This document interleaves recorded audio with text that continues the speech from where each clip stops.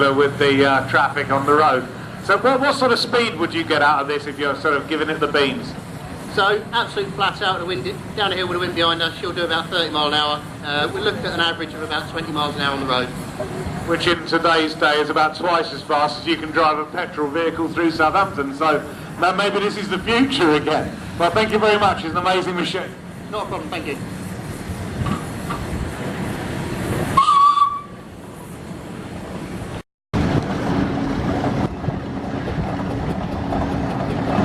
So our next engine coming along, you can see, was clearly manufactured before the crazy days of health and safety. If you want to know how a steam engine works, well, you can see. I'm going to stop these two fellas here and hopefully they're going to tell us a little bit about this beautiful machine. So I have to sort of climb up. Tell me a little bit more about it. When was it built? Anything else you'd like to say? McLaren traction engine. It was built in 1910, and when it was new, it was sent by the manufacturers to the continent as a demonstration engine, and also attended quite a few of the royal shows in England and Ireland. And when it was... Of everyone, did you drive it here or did you bring it on a truck? No, we drove it here because the last event we were at was the Highbridge Waterworks, which is only 4 miles up the road, so no problem driving it here. And again, obviously you have to be insured and everything, but are you allowed, I see that none of these vehicles have lights that are obvious. Can you drive them at night, or could you drive them at night? Yeah, we have got oil lights for it, which are not...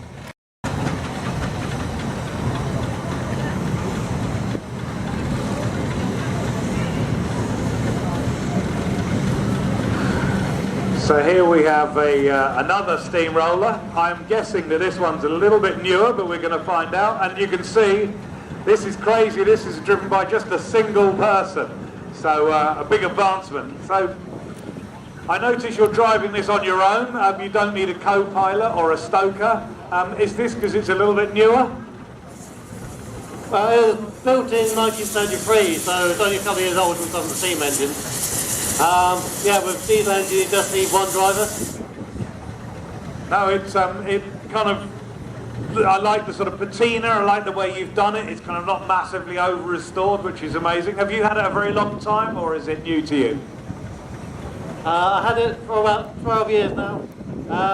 It lived on the farm from about 1960s to about mid-90s, and that's stood on the barn for about 10, 15 years, and then I sort of took it over.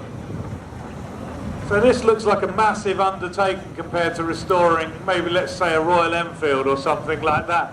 I guess that everything on this is big and heavy and really hard work. And where do you get all the parts from? Well, luckily when it was laid up, it was in the barn, so there weren't too many spare parts to do. The engine's a Perkins P4, which you can get spare parts for pretty easily. Quick weekend restoration, a bit of a long-term project. No, she can be a bit of a handful at times. It's taken quite another sort of weekend to get it to this stage. A lot of painting, I've had both back wheels off, all the gears out. So everything's sort of heavy engineering and it takes a lot of time to do. And I guess that you must have some huge building to keep them stored, because it doesn't look like it'll fit in your average single skin garage on a semi-detached house. Kind of work, but it's great to see a really thriving scene. Tell me, how long have you had it, and do you use it lots or just for steam rallies? Tell me a bit about it. The current owner bought it in 95, so he's had it 24 years now. I've been helping to groom with him for 20 odd years, I suppose, getting on for that. We do this rally now. After that, it goes to Herefordshire for the summer. We do 3 rallies up there, but we road it between the shows. So we do about 50 miles on the road with it during the summer, and then it works its way back down via a show at Siren Assessment down to the Dorset Steam Fair. You pick up bits on rally fields and from people that have done it before you, and it's relatively straightforward. You've just got to be a bit more mindful than you would in a car to appreciate the fact that it won't stop or start as quickly. It's not as predictable. Yeah, it's So,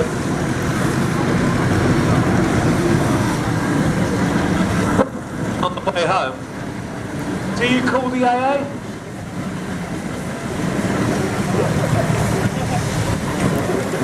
Eastleigh, we've got no load of recovery with the insurance policy. So yeah, the short answer, you break down on the way home, they get a low load around for us. Yeah. Price for the bloke when he turns up, thinks, blimey, this is not quite expecting. No, well, thank you very much. We had a minor collision there, hopefully no damage, but I've just been handed a piece of paper. So this is a 1919 Garrett. So, ladies and gentlemen, this is 100 years old this year, and it goes by the name of Dorothy. Did you name it Dorothy after your wife? No? Lover? No? It's always been called Dorothy, so we don't actually know who the mysterious Dorothy is. So it's very windy, so I'm trying to get my bit of paper going. So it's a steam tractor. It was built by Richard Garrett and Sons, who I'm guessing are no longer with us, in Suffolk. It was originally supplied to a company called William Flowers and Sons, who had a sawmill in Berkshire. They used it for sawing timber, hauling logs, dragging bits and pieces around and so on. It was used during World War II for a number of duties, including moving ammunition and timber boxes and so on. So you've got to remember this is something like 90,000 equivalent. But how much would one of these go on if I wanted to buy one of these on eBay this afternoon? All yours, ladies and gentlemen, for £140,000. But you do need to find somebody who's got a lot of coal and a lot of water. Thank you very much. It's amazing. Let's see it going. They're all moving around me. It's all a bit like being surrounded by whales.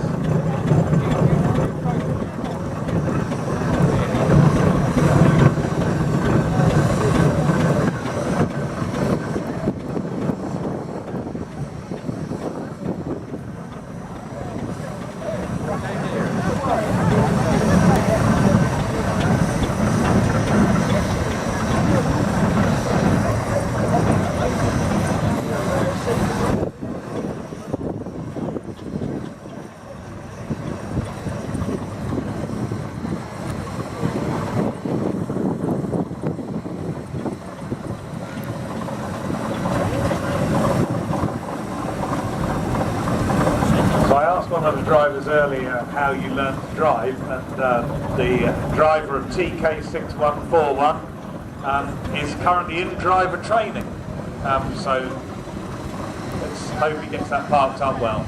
And luckily survived because during the Second World War it was used to run a stone crushing plant that went derelict in the forest, and they got resurrected in the 70s. So I'm guessing that most of this sort of technology in the 50s and 60s was replaced by diesel and so on, or after the Second World War? Largely the steam went off the road, certainly the wagons by early 30s, because you had a lot of heavy diesel coming in like 33, 34. So these were carried on by enthusiasts, and of course by the 70s they pretty much died a death, and then you guys all jumped in and snapped them up. Back they are again. Absolutely, yeah. Like I said, these disappeared early on. The steam roller was probably the last to actually still be serviced. Some of them were still rolling our roads in the 70s. I guess in that game you just need weight, and they've got plenty of that going on.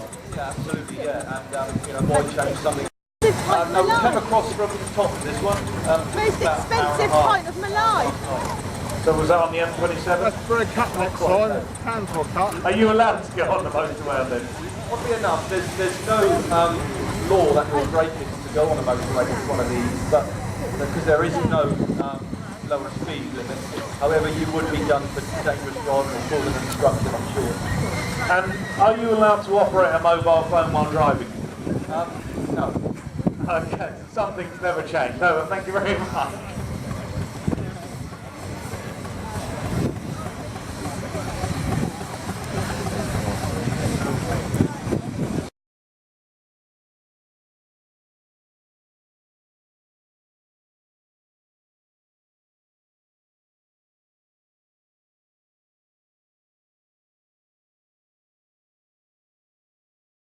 apologise for my lack of technical ability in steam engineering, but if you go and have a chat with the lads afterwards, they will tell you all about how it all works. And I understand if you're pretty lucky, you are going to be given the chance to have a go round the arena in these engines, and jump up on the with the driver. He spent far too much time on it, and instead of 12 years, which well, I think sounds very reasonable. It looks unbelievable. So you obviously bought complete wreck, non-running. So there's a lot more information available when these guys have come out of the arena and parked up. You can actually get and see photos of what it looked like inside. It looks like an enormous amount of work. But worth it. Will he do it again? Second one he's done. Not going to do another one. Well, depends what comes up on eBay when you've had a glass of wine or two. Right. Well, thank you very much. It's a beautiful machine.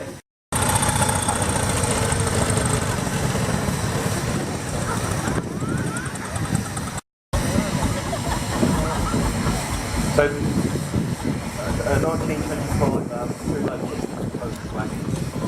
So it's basically top over last night, about an hour and a half getting coffee over there. So there's a picture here.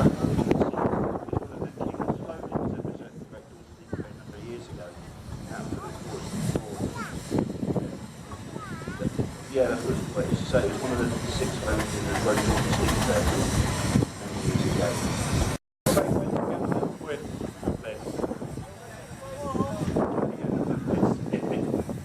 The owner is over there who owns it. He doesn't have a lot, but yeah, I think he needs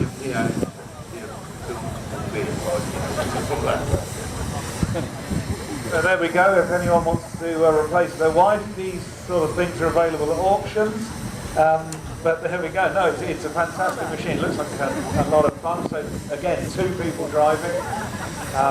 Again, I guess that looking at all the levers and everything else, it's impossible for one person to do. Okay, so the driver says that he can do this on his own. Maybe we'll get a demonstration a little bit later. And that chain on there, a little bit bigger than my motorbike. That looks like it's a lot of oiling and maintenance. That expensive. So this sort of, if you want to buy parts for this now, are those parts made here or are like everything else they were made in China? We might do something a bit different off here and to view the passengers. I know it's very rude, but the passengers don't want to talk, apparently. So are you enjoying the ride? Is it comfortable back there? So, back in the old days, I'm quite old, you used to be able to smoke on the bus. And can you smoke on this?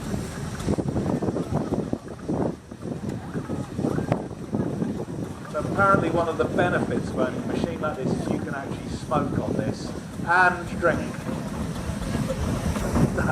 There we go. And I'm assuming the same sort of rules apply that you can't really drink and drive? Of course not, ladies and gentlemen, you heard it here. Health and safety gone mad. So this is obviously a dinky little engine. It's quite big compared to some of the others coming up behind. Tell me a little bit about this. This is basically a half-size one you can have a look at. So it's exactly the same. So still used commercially, just for much lighter stuff. More like a transit than a lorry.